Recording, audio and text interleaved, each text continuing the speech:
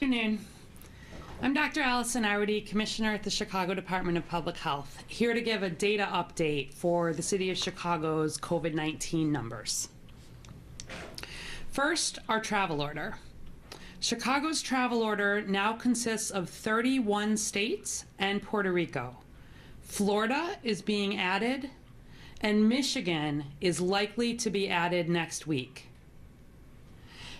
Just as we've done for other neighboring states where we know there's a lot of travel, we've added Michigan to the warning list. If we do not see that number come back down under 15 cases per 100,000 per day, Michigan will go on the list next week. As always, the implementation goes into place on Friday. We've seen some improvement in 2 states in the last week. That's West Virginia and Delaware. If they have another week where they're below the 15 cases per 100,000 per day cutoff, they will come off the list. Nationwide, as you can see here, we are not doing well from a COVID perspective. I'll remind you that the states in red are simply a cutoff. They're places where we're seeing more than 15 cases per day per 100,000, which is equivalent approximately to 100 cases per week per 100,000, which is generally recognized to be an area that is high risk for COVID. The states that are in yellow are between 10 and 15 cases per 100,000, meaning getting near the level of high concern. You can see there's just a handful of states in the far northeast, the far northwest, and Hawaii that are below 10 cases per 100,000 per day. But 45 out of 50 states saw an increase in COVID cases this week. Nationwide, cases are up about 26%. And our national 7-day rolling case count has passed 500,000, meaning this is the worst we are doing on COVID as a country since the beginning. Also true in Illinois, as a state as a whole, we are doing the worst that we've been doing in terms of case count as a state since the beginning of COVID. So as you're thinking ahead, perhaps to Thanksgiving, please keep this map in mind. Traveling is a concern right now. When we are coming from Chicago or from Illinois and traveling out, we are bringing a potential risk of COVID. When people are coming to Chicago from most of the country at this point, they're bringing an elevated risk of COVID. I am not planning to travel this Thanksgiving unless we see significant improvements in this map. And I would encourage you, especially if you normally are getting together with people who are older or have underlying health conditions, to think seriously about whether this is the year for travel. We're particularly concerned where we think about college students, for example, who may travel a lot around Thanksgiving, and the potential for seeing even more surge. My hope is that a month from now we'll be in a better place, but that's not the way the numbers are heading now. And I want to be honest with you about what that risk is looking like. Here's what our Chicago numbers look like. As always, you can go to chi.gov/COVID- or chicago.gov/coronavirus to learn all about the Chicago numbers for COVID. We are now at an average number of 798 cases just in Chicago every day. I'll remind you, 400 was our level of concern. 200 was the level that we wanted to stay under, and we were under 200 for just a little while early this summer. It's heading the wrong way. Secondly, test positivity citywide in Chicago, per the Illinois Department of Public Health website today, is at 7.8%. Remember, we want to be under 5%, and we were just a few weeks ago. We've been seeing a dramatic increase in this percentage day after day after day. If you go to the city site, you'll see this number's a little bit lower because it takes time to actually get the data from the state. And the way we report is on the date that cases are diagnosed as opposed to when we're getting case reports back. Where you're seeing some difference there, it's because it's how fast our cases and our positivity are increasing. Let's put this in some context in terms of our own reopening metrics. As we announced on Thursday last week, that we are now in the stop phase, and we did need to pull back here as a city in terms of closing the indoor bars, putting that curfew for the non-essential businesses in place, not allowing alcohol sales after 9 p.m. And we've been following this closely. We've not seen improvements in cases, hospitalization, deaths, or emergency department visits. We're clearly still in that stop range for our reopening metrics. You'll see our test positivity rate is just under that 8% mark, but I expect it to be there imminently. And finally, on the hospital system capacity at the bottom, we've moved from advanced progress to continued progress, meaning the wrong way, not just for our non-ICU beds, but now for our ICU beds as well. And I'll show you some details around that. So first, here is the graph overall of our Chicago numbers. Remember, I told you at the state level, the outbreak is now exceeding what the peak was in that first wave. Here in Chicago, we're not quite there yet, but look where we're going. The rate of increase that we're seeing is still the same as what we were seeing in the first wave between March 19 and 31. It's not shown significant signs of slowing, and we are now at a doubling time of 9 days. What that means is every 9 days, our number of diagnosed cases is doubling. So if we're at 800 cases today, and we continue on this trajectory, in 9 days, we would be at 1,600 cases on average, well exceeding our first surge. Let's also put this in the context of all of the cases that have been diagnosed in Chicago. As of now, we're at 94,344 Chicagoans who have been diagnosed with COVID. If we break out what has happened to those folks, 8,213, or 9% of them, are active cases right now, meaning they are infectious, they've been tested. This number is going up because we are seeing so many more cases being diagnosed right now. 83,000 plus of these people, 88%, have recovered from COVID, and we've had 3,037, or 3% of our cases, have died. But if we take the 8,213 active cases, remember, between 5 and 7 times as many cases as are tested and diagnosed actually have COVID. Nationwide, this estimate is between 5 and 10 times. We think here, based on our data, it's in the 5 to 7 times range. And that means that right now in Chicago, between 41,000 and 57,000 Chicagoans have active infectious COVID. This is spreading, and this is why we recommended last week and continue to recommend that you not invite anyone into your home that does not live there, unless it is for an essential purpose, like home health care, essential child care, or education. If people are coming into the home who do not live there, people should be wearing masks and social distancing. But the strong recommendation is to do everything we can to stop the spread, especially when we're gathering with friends and family, which is still the main way that our spread is being driven in Chicago. One other way of looking at these numbers is that 1 in 250 Chicagoans have been infected and diagnosed with COVID just within the last 3 weeks, which again, where we think about the folks who are not diagnosed, 1 in 50 Chicagoans has been infected within the last 3 weeks.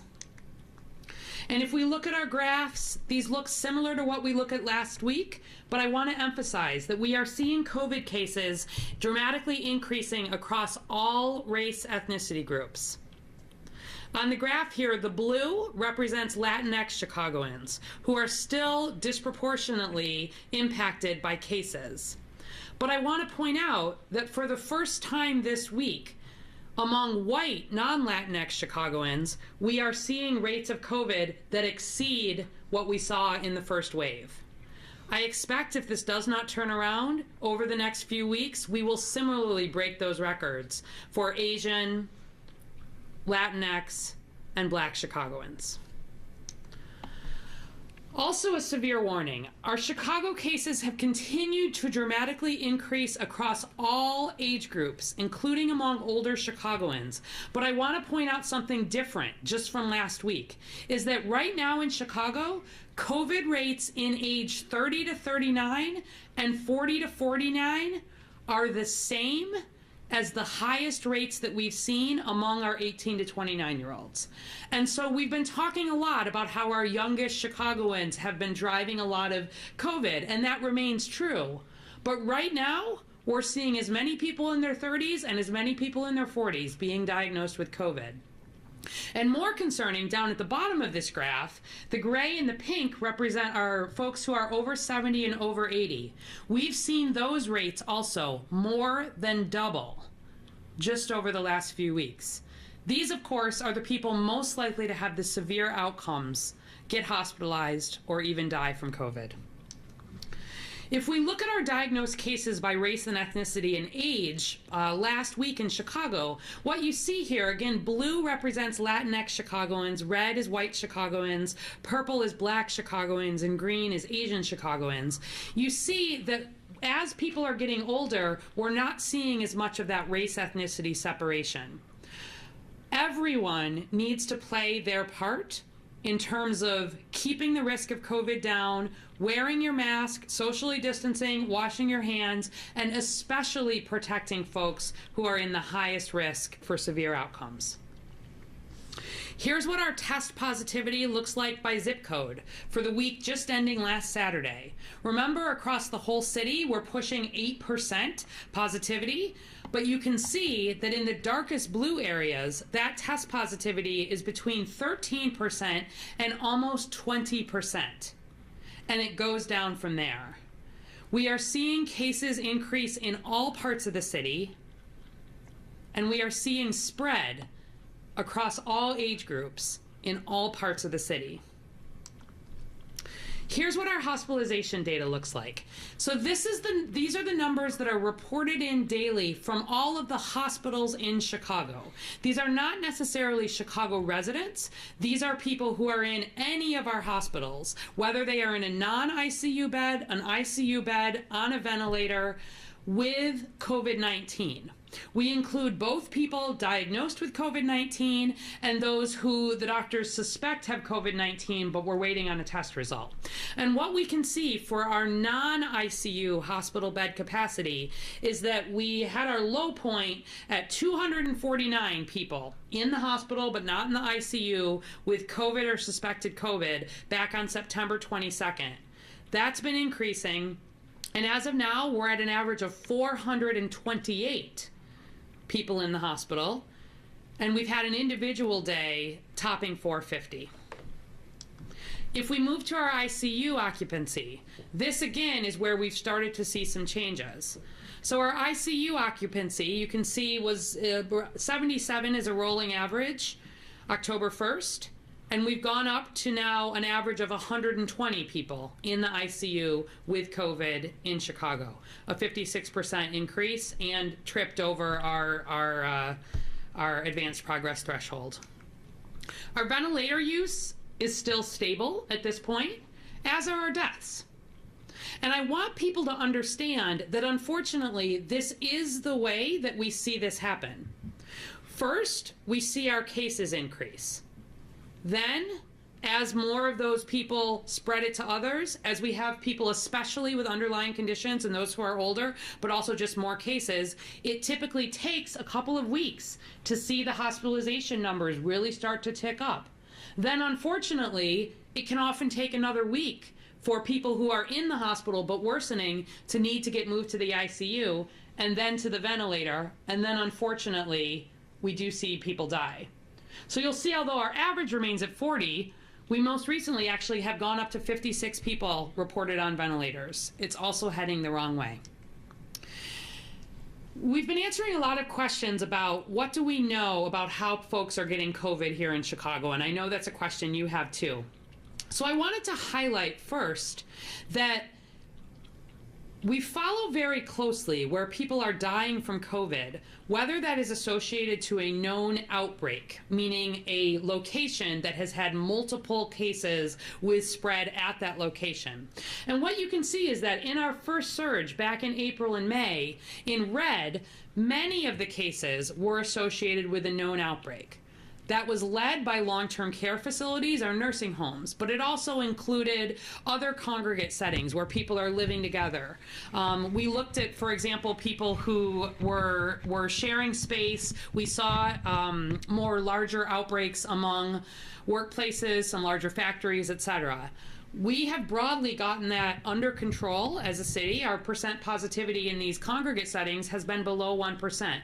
But we are starting to see some real increases there, including in our most vulnerable settings, like, again, our nursing homes. The health department is working very hard. There is repeat testing happening at least once a week in those settings. But again, risk is increasing simply because there's more in the community. You can see over the summer and even up until now, most of the people, even who are dying, are not associated with a known outbreak. These are people who are unfortunately getting sick from being in touch, for the most part, with people that they know. A lot of this remains in the household, in small gatherings. I think a lot of people are still imagining that we're seeing huge outbreaks with hundreds of people. Broadly, many of our outbreaks are in the range of 2 cases, 3 cases, 6 cases. I also want to highlight a report that is coming out today from the CDC that has a focus on Chicago. So the Chicago Department of Public Health, in conjunction with others, and the CDC, did report an outbreak among a university men's and women's soccer team. And there were 17 cases. So this is an example, again, of this would be, at this point, a fairly large outbreak in Chicago. 17 cases among the men's and women's university soccer teams. And when the team went in and did an investigation with these soccer teams, talked to people who had COVID, talked to people who didn't have COVID, worked to understand risk factors, actually heard about 19 different social gatherings just in a very short time period. A birthday party, a co-ed soccer match, people getting together. Not unexpected. People living their lives, particularly college students. A lot of this is about being social. And these events were being attended by people who were asymptomatic, meaning they didn't have symptoms, they were pre-symptomatic, or they were mildly symptomatic. We didn't have people getting seriously ill or needing hospitalization, but they were reporting minimal mask use and not a lot of social distancing at these events. And so the recommendations are around the basics: increasing mask use and social distancing, and then periodic repeat testing among groups. I'll show you just to give you a sense of the timeline here, because I think it helps make it a little bit concrete. These soccer teams, this was back in July, came back in, started their training sessions, and then about 9 days after the training sessions began, there was a large birthday party that we think may have been potentially some source of spread. In the dark blue are the men's soccer team, and the light blue are the women's soccer team. And there was a co-ed soccer match, and then the first soccer player is only reporting symptoms after that co-ed soccer match. Absolutely, the university did all the right things here. Isolated the player, instructed eventually both soccer teams to quarantine, even with just that one case. But you can see that all the rest of those cases came after that. These were people who were already infected before anybody ever had any symptoms. And so you can see that, again, over the next, and this is how these outbreaks work, you'll see them come not all at once, but over a number of days. And the players were in quarantine. You can see all the way on the right is when they were finally released from quarantine, again, began weekly testing and were able to resolve. So I just wanted to point it out because it's an example of just the basics of how people are interacting, and that just trying to rely on symptoms is not the best approach to protecting you or those you love against COVID. You need to wear the mask, you need to social distance. And what are we seeing now leading to outbreaks under investigation? I had the team just do a quick readout for me. We've been really busy at the health department, of course, with this surge in cases. We're doing everything we can to do case investigations, outbreak investigations, reach out to the contact tracing. But it's also a big pressure on us from a response standpoint. So we're doing everything we can, and again, asking you all to do the things you can in terms of helping us with these investigations. We are just hearing, as I said, about so many small social gatherings with spread. We're investigating right now a wedding that was at a restaurant, an event venue, with 18 cases across multiple jurisdictions. We're investigating a Halloween party at a daycare, which was held outside but unmasked. 5 students, 2 staff, 1 parent to date, still underway. We're investigating a women's conference at a church. Multiple cases. Investigation is just getting started. We're investigating outbreaks in the double digits, more than 10 cases at 2 skilled nursing facilities, 2 shelters, an assisted living facility, a convent and retirement home. Again, recognizing that these are particularly vulnerable settings. And if you are going into those settings or you're living in those settings, it's especially important that you're doing everything you can to limit risk.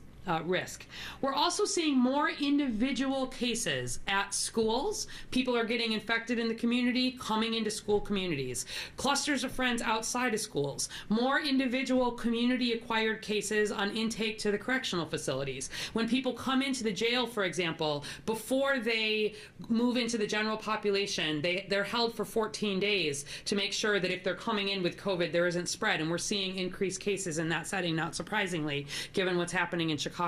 We're seeing more cases in hospital and health staff, and we're seeing more individual work-associated cases and outbreaks. So I imagine all of you are hearing a lot more about COVID right now in your regular lives. That's not by accident. There is a lot more COVID around. We are doing an investigation in a food service company that's got 8 cases, a metal manufacturing company that's got 12 confirmed and 5 suspect cases.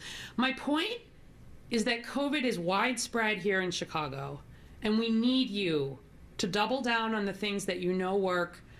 Please, as much as you can, if there are interactions you're having that are not essential, back off on those. That is the end of my update, and I am happy to take questions. Okay, this is from NBC5.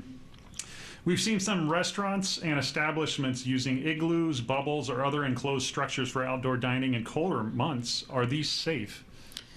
Yeah, so the number of times a day I get asked if something is safe for COVID is infinite. There is no such thing as safe or not safe from COVID. Any interaction with a living, breathing human being carries some amount of risk of COVID. However, in these particular situations, we've spent actually a lot of time trying to think about how to support our restaurants through the Chicago winter. People will have seen that just yesterday in suburban Cook County, the governor did announce that indoor restaurants needed to close. And the way that our data is going here, I suspect that we may not be far behind. And I am very worried about what that is going to mean for the financial health of our restaurants, frankly, and all of the people who work at them. And so I appreciate the creativity and the work that many have been doing into thinking about how can we, in a relatively safe way, open up outdoor dining possibilities. So yes, the designs that are being submitted around these igloos, the outdoor dining challenge, the ways that restaurants are working to enclosed space are absolutely being looked at from a COVID perspective related to ventilation. They're also being looked at from a fire perspective. These are being heated, so we need to make sure that the fire department is evaluating plans. The business affairs department, we're looking at entries and exits.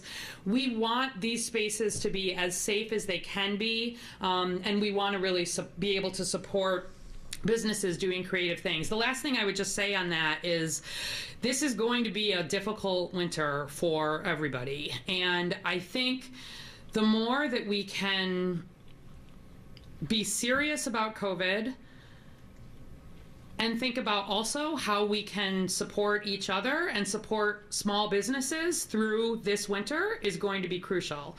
And so I would really ask people who have the means to be thinking about how can I, for example, move to supporting restaurants, perhaps by eating in an igloo outside or by getting carry out or takeout. So if people are interested, maybe on one of my Facebook Lives, we could talk in some more detail about what those outdoor dining requirements are. But I have every confidence that the structures that are being put up are COVID appropriate and generally good for use. Okay. This is from Block Club.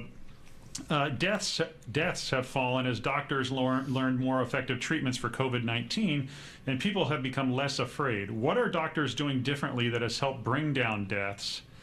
And follow up to that, what would you say to residents, especially younger ones who aren't as afraid and aren't being safe now? Yeah. So a couple things on that. One is that we have not yet seen a surge of deaths in Chicago, and I am very, of course, pleased to be able to say that. But unfortunately, I do expect that we're going to see some increases in deaths. My hope is that this will not be a repeat at the same level of what we were seeing in that first surge. Some of this is because of the different demographics of who is getting most infected, but we have learned a lot about how to care for patients within, particularly the hospital setting, those who are getting sickest. Just to give you, and I want to be very clear, there is not a cure for COVID. There are still people who think there is a cure. There is not a cure for COVID. There are some medications that have been proven to have some help, especially for people who are critically ill. But we've also learned things about what is the best timing to put somebody on a ventilator. How do we position people or sort of use oxygen levels? Sort of some best practices have developed. And frankly, doctors have had a lot of experience at this point in terms of taking care of critically ill COVID patients. And when you have a lot of experience in terms of taking care of a particular disease, you learn what makes the most sense in terms of when to take different medications on and off, what kinds of protocols to put in place. So unfortunately, that is experience that we've gained here in Chicago and across the U.S., but we are absolutely seeing cases surge across Illinois. You probably saw that we've hit the highest rate since that first surge early on, and I do not want people thinking that people are not going to die from this surge of COVID. Even if we're averaging 3 deaths per day right now, which is what we are in Chicago, that's more than 1,000 people a year, and unfortunately, it's much higher than that. So even for younger people, we do see still young people getting seriously ill from COVID. We see people having long-standing effects from COVID that we're still learning about. We do see, not very commonly, but we see young people hospitalized and occasionally even die from COVID. But what we also see clearly is young people spreading it to folks with underlying conditions and those who are older. And so I would ask young people, but not just young people, I showed you data today, our 18 to 29-year-olds, 30 to 39-year-olds, and 40 to 49-year-olds are all at the same point right now in terms of leading the curve for outbreaks. And I know there are a lot of folks in those age groups who potentially are carrying underlying conditions and are exposed to those who are. So we've made progress, but we're a long way from having a cure, and we're still, unfortunately, I think many months from having vaccine available. This also from Block Club. Chicago police officers were told in an email they should keep working but wear masks, even if they think they've been exposed to COVID-19. Doesn't this go against the city's advice for other city workers and residents? And does it put people who interact with officers at risk? So, as you heard last week, there was a lot of focus on really doubling down on particularly the mask wearing portion here for all city employees, but led by our public safety teams, who of course are at a particularly high risk for COVID exposure given the high amount of public interaction that they have. And what I can say is that there are some essential sort of critical infrastructure workers that have been defined at the federal level, where there are sometimes exceptions that will be made around what an exposure looks like versus sort of what is a mask required. So my main message is that police officers, firefighters, streets and sanitation workers, Chicago Department of Public Health employees, every city employee is absolutely expected to be wearing a mask. anytime that they're interfacing with the public, anytime where they're not keeping that 6-foot distance, we've really doubled down again on those protocols at the health department, and I know that our sister departments and agencies are doing that as well. Great. This is from Telemundo. We are seeing an increase in cases all throughout the city, but particularly in zip codes like 60629 and 60632, Gage Park and Brighton Park, where there's a high concentration of the Hispanic population. Is there a particular reason why we were seeing an uptake in these spots, and what is the message you want that particular population to keep in mind? Yeah. So, as we've been talking about really week after week, we have disproportionately seen cases, particularly among Latino or Hispanic Chicagoans, and particularly on the southwest side. And that map that I showed, you saw that's where a lot of our highest test positivity is. Certainly, we've been working to push resources hard to that area, whether that's testing resources, both the static sites and the mobile sites, outreach, working with partners. I really want to thank the many people who have been stepping up in all kinds of ways to try to get on top of this. But what I can say, we have shared previously some of this geographic breakdown by risk. And when I think back, I think 2 weeks ago, we showed some data comparing where we're doing case investigations and talking to people in different parts of the city. We ask, do you know someone who had COVID? Do you have a sense of how you may have been infected? And particularly in the Southwest, which has been our major area of concern recently, that was the area of the city most likely to report that, yes, in fact, they did have a sense of who they may have been exposed to. And most of the time, more than 2/3 of the time, it actually was a family member. That was really different than what we saw. There was a cluster on the north side, the near north side, and in that setting, people were less likely. In fact, it was like 12% said that their contact had been with a family member. It was younger people there, older people there. There's a lot of differences. But what I would say is that if not just in those zip codes, but any of the zip codes that we're showing that are high positivity, those are the places where risk is higher. Those are places where we have more essential workers broadly who are less able to work from home, people who are out and about, unfortunately bringing it back to home, but we still continue to see a lot of spread within the home setting. This is just a fact. And as I spoke about this morning on Facebook, as much as people are able to, if you yourself, no matter where you live in the city, if you've been diagnosed with COVID or you've been exposed to someone with COVID and you're quarantining, the more you can do to try to separate yourself from others in your household, the better. It is not a given that there is spread within the household. 2/3 of the time, we don't even see spread within the household.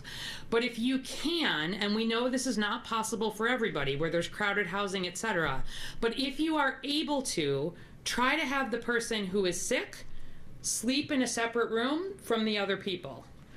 If it is possible, and we know it is not always possible, try to have the person who is infected use a different bathroom. Double down on wearing the masks, even inside the home. Extra cleaning, hand washing, don't do the food preparation together. I know it sounds hard, and it is hard, but one of the most important things to do in areas where we are seeing this surge, and we know that people need to leave their home for essential work, is to be as careful as they can if they know they've had a COVID exposure, or especially if they're sick. Number one rule still, you must stay home if you are sick. We got a question on testing from the People's Tribune. Given the increased COVID infection numbers, will the city increase its consistent... Well, it starts off, there are only 3 testing sites now. Given the increased COVID infection numbers, will the city increase its consistent testing sites? And will the city widely advertise the mobile testing sites within a reasonable lead time? Okay, so a couple things on that, probably of clarification first, and then to talk in some detail. So, every single week, the Chicago Department of Public Health looks at our data for that week, like that map that I showed, and we say, which are the zip codes where we are seeing surging positivity or surging cases? Separately from the community-based testing, we do a lot of testing in outbreak type settings, in long-term cares, in these higher risk settings. But in the community setting where we're seeing these surges, that's where we've worked to push testing resources. And we don't just have 3 sites. Every week, I think she's probably referencing the 3 static sites that are there routinely. But we do push these mobile sites out, specifically working with the Race Equity Rapid Response Team every single week to get them to exactly the area where we're wanting people to most get tested. All of these are available, chicagocovidtesting.com. You can go, you can see them, you can sign up in advance. But I will tell you, with the surge that we are seeing in cases, it is going to be harder and harder to be finding a test. And I cannot say strongly enough that the #1 place we want you to be getting tested for COVID is with your healthcare provider. If you are sick, particularly if you have an underlying condition, we want you connected to a healthcare provider. The goal where the city is pushing testing is really to push some additional resources to areas where we're seeing that increase. We also, actually just yesterday, for the very first time, Chicago Department of Public Health received some rapid antigen tests. And not to get into too much details, but these are the new tests that you can do without a laboratory. They can be done on the spot in about 15 minutes. They're not quite as accurate, meaning sensitive or specific, as the traditional PCR that need a lab. Instead of being like 97%-ish accurate, they're more like 90 to 92% accurate, depending the use. But they have real potential because the turnaround time can be fast. So what do you think we did with those? The first place they are going is our federally qualified health centers. Those are the settings, again, that you can get medical care regardless of insurance, regardless of your immigration status, regardless of whether you have a doctor. They are set up to care for you. There is a sliding scale for payment that goes all the way down to 0. And I would most like people to make sure that they are getting connected to medical care. So that should be your first check, is really with your provider. The city, of course, is going to continue to push testing sites, but it's getting cold there too. So we're doing a lot of work to think about what winterizing testing sites look like. We're looking at vans, we're looking at smaller trailers. We'll probably do an announcement either later in the week or next week to share some more of what that is going to look like. But as a reminder, the health department does not traditionally do any testing. We don't have a laboratory here in Chicago. What we're trying to do is push testing capacity into clinical settings and then supplement it in some of the areas of the city where tests are most needed. Okay, I've got a couple questions related to Chicago triggering additional mitigations per the Illinois Department of Public Health. As we saw in the news, suburban Cook County, there was an announcement surrounding that and renewed restrictions from the state. And apparently there is a report that that may happen as soon as today. Are you concerned about the state instituting new restrictions? And what mitigation efforts do you think are most appropriate in light of the rising both test positivity rate and hospital admissions? Yeah, so what I can say to that is obviously I'm concerned. We're at a 7.8% positivity right now per the Illinois Department of Public Health website, but that has absolutely been increasing day over day over day over day, as you've been hearing us say. We are also seeing increases in hospitalizations, as I've pointed out. There's a lot of different ways that you can measure hospitalizations. You can measure hospitalizations by people who are diagnosed. You can measure people like we showed across all Chicago hospitals, regardless of whether they're Chicago residents. You can even measure for people while you're still waiting on a COVID test result. What I can say is that I would be surprised if we did not see mitigation coming and coming soon. I've not spoken to Dr. Ezike about it today, but the numbers that we have seen here give me no reason to think that this is not imminent. So I think we'll see what comes there. My expectation would be similar to what we've seen across half of the state, is that these would be the tier 1 mitigation strategies, which most notably would include the closing of indoor restaurants. If the governor makes this decision, we will obviously support it. One of the reasons I mentioned that I would really like to ask Chicagoans if they are able to think about how they can support our restaurants at this time is because I think it's possible that this may happen, and it may happen soon. All right, that's it. Thank you. Can we get some of the slides, like the nationwide slide and then the zip codes slide just back up? I know those are important things that you were touching about. Thank you.